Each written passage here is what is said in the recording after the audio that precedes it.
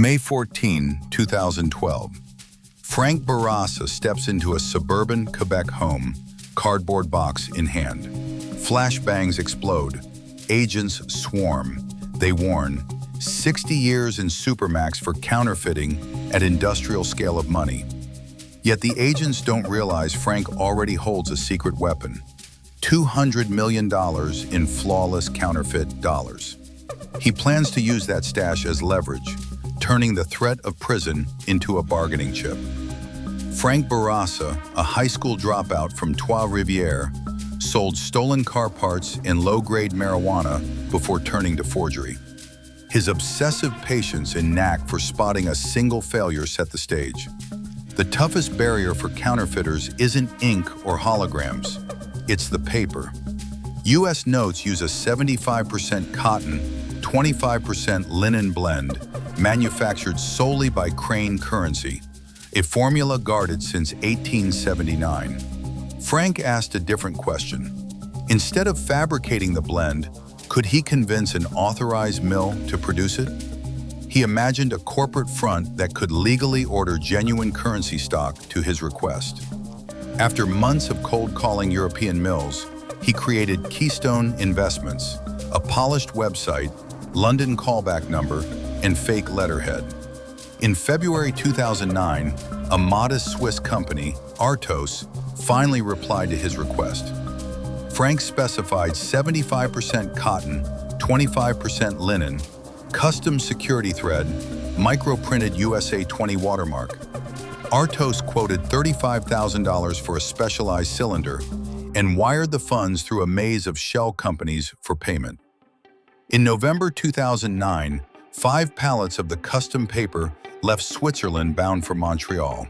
Frank forged commercial invoices, hoping customs would either overlook or lack authority to seize the cargo.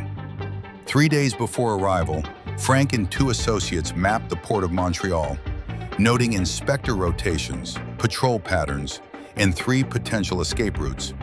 Their surveillance aimed to buy minutes if the container opened. The container cleared without inspection.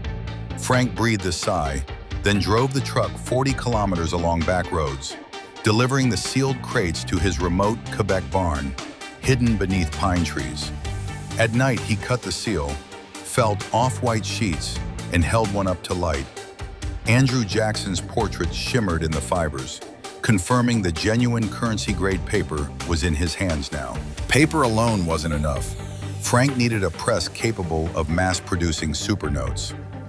He plotted a $300,000 investment to build a hidden, industrial-scale counterfeiting operation that could rival a government mint.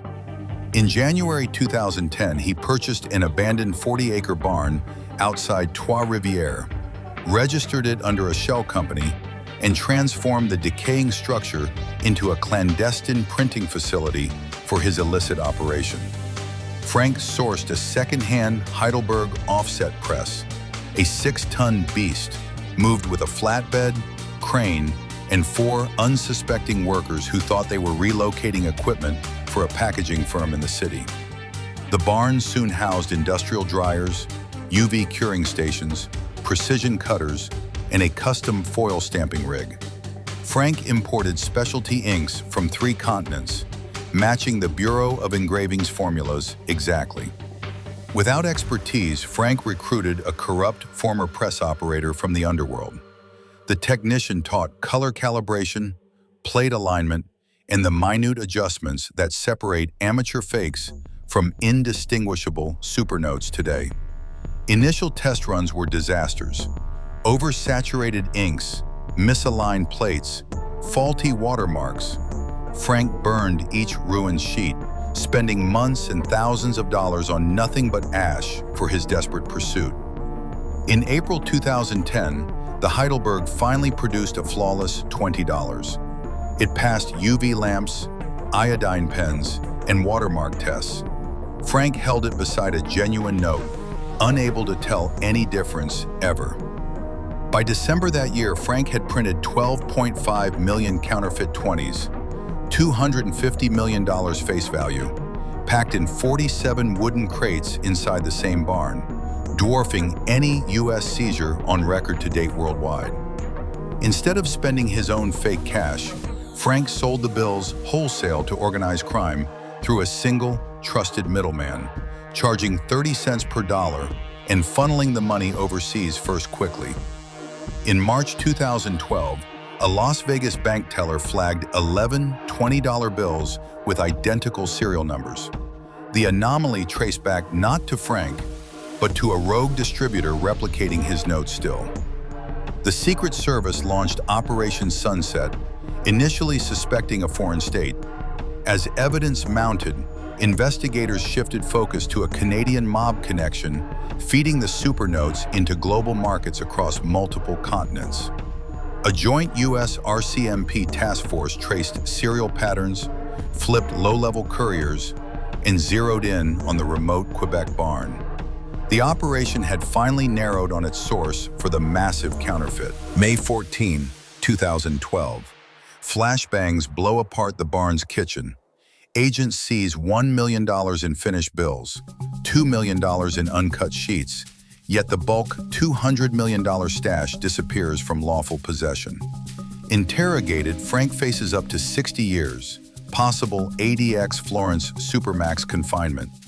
Prosecutors press for the maximum sentence, but his lawyers sense a hidden card he still controls in hand. Frank reveals he still holds the undisclosed $200 million counterfeit cash. He threatens to flood the market unless charges are dropped, turning a seemingly hopeless case into a high-stakes negotiation for him. Deal struck. Prosecutors dismiss the massive counterfeiting charge. Frank walks free, pays a $1,300 fine, and later becomes a paid consultant on paper security for governments worldwide and private sectors. He turned America's toughest crime into a $1,300 lesson. Don't underestimate a man who prints the dollar, then walks out on a flashbang in the cold light of justice.